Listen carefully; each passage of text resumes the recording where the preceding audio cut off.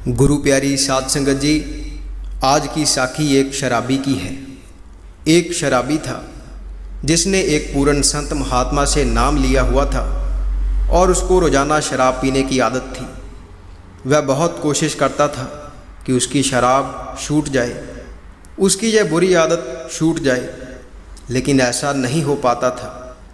इसी बात को लेकर उसे अपने आप पर घृणा भी आती थी कि मेरे से शराब क्यों नहीं छूट रही है, जबकि मुझे नाम मिला हुआ है।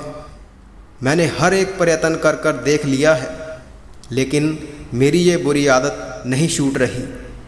और वह अपनी इस बुरी आदत से बहुत परेशान हो गया था।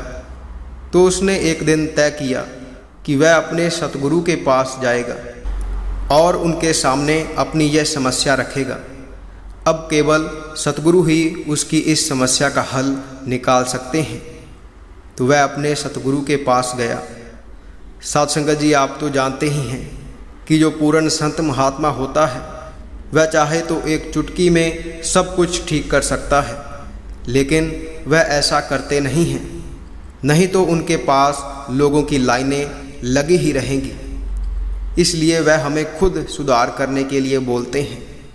तो जब वह अपने गुरु जी के पास गया और वहाँ जाकर उसने सतगुरु से कहा कि हे महाराज, मेरी शराब पीने की आदत नहीं जाती, मेरी शराब छूटती ही नहीं। यह बात उनको भी पता थी। पहले तो वह थोड़ा सा मुस्कुराए और फिर उन्होंने कहा, तू इसकी फ़िक्र ही छोड़ दे। छोड़ना भी क्या है, शराब ही पीता है, किसी का खून तो नहीं पी रहा। वह थोड़ा चौंका। उसने कहा, लेकिन शराब बड़ी बुरी चीज़ है। उन्होंने कहा, मालूम है बुरी है, बुरी है, पर ज़्यादा ध्यान मत दे, क्योंकि जीवन के बड़े जटिल नियम हैं। अगर तुम बुरे को छोड़ने पर ज़्यादा ध्यान दोगे तो तुम बुरे से ही आविष्ट होते जाओगे। जिस चीज़ पर ध्यान दोगे उसी से सम्मोहन हो जाता है। आँख लगाकर देखते रहो किसी चीज़ को, तुम उसके प्रभाव में पड़ जाते हो। तू छोड़ दे फिक्र, शराब की फ़िक्र मत कर, मालिक की भजन बंदगी की फ़िक्र कर। तेरी जीवन ऊर्जा उसकी तरफ जाने लगे, किसी दिन अपने आप तू पाएगा शराब गई। पता भी नहीं चलेगा कैसे छूटी, पता चले तो मज़ा ही नहीं रहा। छोड़ना पड़े तो बात ही क्या हुई। छोड़ छोड़ कर छोड़ी तो क्या खाक छोड़ी, छोड़ी ही नहीं। छोड़ छोड़ कर छोड़ी तो रेखा छूट जाएगी, घाव बन जाएगा। घाव बन जाए सदा के लिए वह उचित नहीं है। फिर कभी गिरने का डर रहेगा। छूटनी चाहिए, छोड़नी नहीं चाहिए। कुछ विराट मिले, कुछ बड़ा मिले तो छूट जाए, अपने आप छूट जाती है। इस संसार में कुछ भी नहीं है जो तुम्हें परमात्मा के पास जाने से रोक सके। हाँ, तुम ही रुकना चाहो तो बात अलग है, लेकिन जब तुम मेरे पास आए हो तो उसका अर्थ है कि तुम जाना चाहते हो। बात पूरी हो गई। तुम तामसी हो कि राजसी कि सात्विक, कुछ अंतर नहीं पड़ता।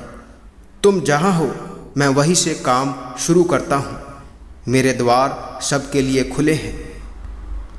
साध संगत जी, अपने सतगुरु के इस प्रवचन को सुनने के बाद उसने मालिक की भजन बंदगी की तरफ ध्यान देना शुरू कर दिया। वह रोज़ाना भजन बंदगी पर बैठने लगा। उसकी यह बुरी आदत एक ही दिन में तो ख़त्म नहीं हुई, कुछ समय ज़रूर लगा, लेकिन उसने अपने गुरु का हुक्म मानकर मालिक की भजन बंदगी की तरफ ध्यान दिया।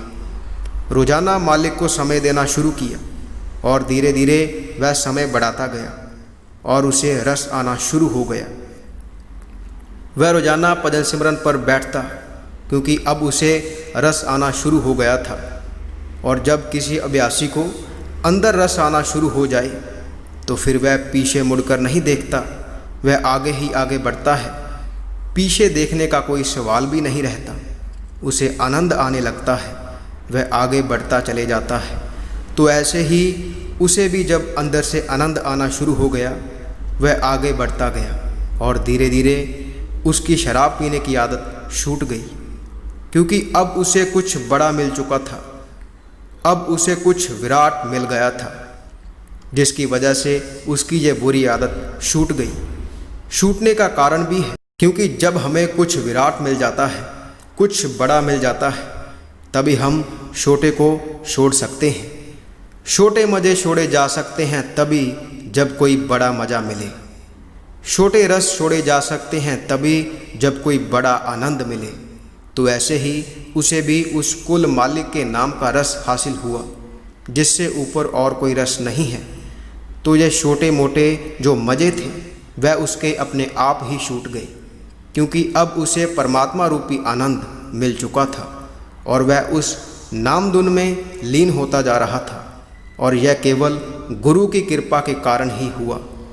इसलिए तो फरमाया जाता है कि अगर हमें इस भवसागर से कोई पार लेकर जाने वाला है तो वह केवल एक पूरा गुरु ही है, जो हमें एक सही मार्ग दे सकता है, हमारा मार्गदर्शन कर सकता है, और उसकी कृपा से ही हम इस भवसागर को पार कर सकते हैं। गुरु के बिना इस मार्ग पर चलना नामुमकिन है। उसकी कृपा के बिना हम इस मार्ग पर नहीं चल सकते। गुरु का मार्गदर्शन होना बहुत ज़रूरी है। इसलिए हमें भी अपने सतगुरु के हुक्म की पालना करनी है, उनके बाणे में रहना है और उनकी खुशियाँ प्राप्त करनी है। साथ संगत जी, इसी के साथ हम आपसे इजाज़त लेते हैं। आगे मिलेंगे एक ऐसे ही रूहानी साखी के साथ। अगर आप रूहानी साखियाँ सुनना पसंद करते हैं तो आप इस चैनल को सब्सक्राइब कर लीजिए और साथ ही बेल आइकन पर भी प्रेस ज़रूर कर दीजिए, ताकि हम जैसे ही नई साखी अपलोड करेंगे उसकी नोटिफिकेशन आप तक पहुंच जाया करेगी। और अगर आप रूहानी साखियाँ पढ़ना पसंद करते हैं तो आप हमारी वेबसाइट www.santwachan.com पर जाकर पढ़ सकते हैं, जिसका लिंक वीडियो के डिस्क्रिप्शन में दिया हुआ है।